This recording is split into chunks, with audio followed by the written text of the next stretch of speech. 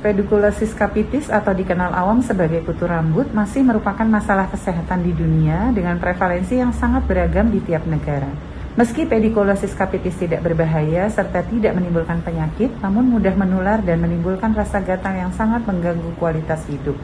Pediculosis capitis atau kutu kepala adalah infeksi pada kulit dan rambut kepala yang disebabkan oleh Pediculus humanus var capitis. Pediculosis capitis dapat terjadi pada semua usia, umumnya pada anak-anak usia 3-11 tahun, dan cepat meluas dalam lingkungan hidup yang padat seperti asrama, panti, ataupun sekolah. Diperparah dengan kondisi higiene yang bersangkutan yang tidak baik, semisal jarang keramas atau kondisi rambut panjang sehingga relatif lebih sulit dibersihkan. Cara penularan kebanyakan karena kontak secara langsung dengan orang yang berkutu. Kontak kepala ke kepala memungkinkan kutu merangkak dari satu kepala ke kepala lainnya, tidak peduli apakah orang tersebut memiliki rambut yang bersih atau kotor. Kutu mencari darah manusia yang mereka butuhkan untuk bertahan hidup. Jadi kutu ini bersifat parasit obligat. Cara lain penularan melalui perantara yaitu melalui sisir, topi, bantal, kasur, handuk, dan lain-lain. Kutu kepala mempunyai sepasang mata dan 3 pasang kaki berwarna abu-abu berkilat dan menjadi kemerahan bila telah menghisap darah. Kutu jantan berukuran lebih kecil dan berjumlah lebih sedikit dibanding kutu betina. Siklus hidupnya melalui stadium telur, larva, nimfa, dan dewasa. Telur diletakkan di batang rambut dekat folikel rambut. Jadi saat awal investasi, telur berada dekat dengan scalp atau kulit kepala. Secara umum kecepatan tumbuh rambut sekitar 0,35 mm per hari.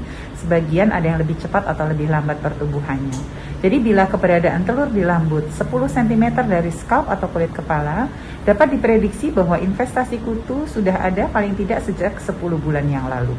Dapat dipahami, makin ke ujung terdapat telur yang lebih matang. Telur kutu berupa kapsul berbentuk oval berwarna putih keabu-abuan dengan panjang sekitar 1 mm yang menempel kuat lekat pada rambut. Sementara kulit telur yang kosong berwarna putih. Gejala klinis yang dominan adalah gatal, terutama di daerah oksipital atau tengkuk, dan temporal atau sisi atas telinga. Dapat meluas ke seluruh penjuru kepala. Beberapa orang tidak dapat tidur karena rasa gatal yang sangat hebat. Rasa gatal disebabkan liur dan ekskreta dari kutu yang masuk ke kulit saat kutu menghisap darah. Garukan dapat mengakibatkan luka atau koreng hingga bahkan dapat menyebabkan infeksi sekunder yang nampak sebagai pus atau nanah disertai krusta atau keropeng.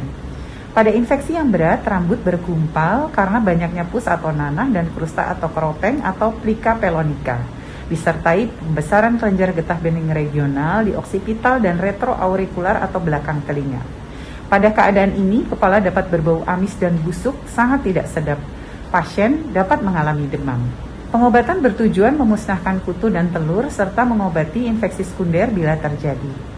Terapi yang umum dipakai saat ini adalah permetrin. Silahkan diaplikasikan di kulit kepala dan rambut secara merata, lalu biarkan 10 menit. Dapat dibantu dengan sisir serit untuk meratakan sediaan permetrin sekaligus dapat mengangkat kutu.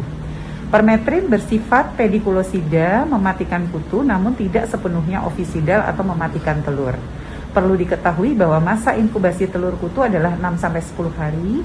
Dengan demikian pemakaian ulang permetrin mutlak dikerjakan dengan interval sekitar 7 hari. Setelah 10 menit pemakaian permetrin, silahkan keramas bersih, rambut disisir dengan sisir serit untuk mengangkat atau melepas kutu dari rambut atau kulit kepala, serta membersihkan telur di tiap helai rambutnya.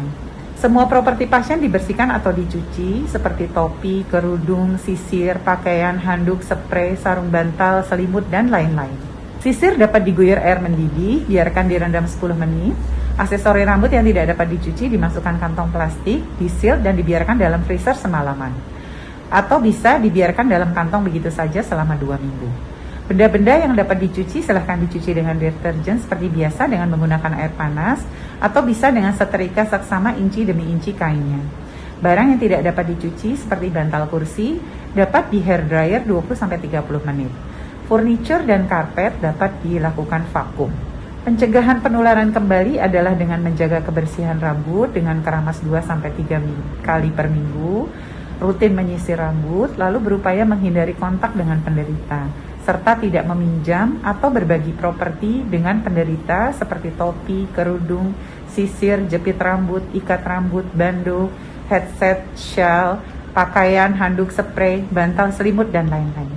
Saya Dr. Julia Erdi Nizam, SPKK.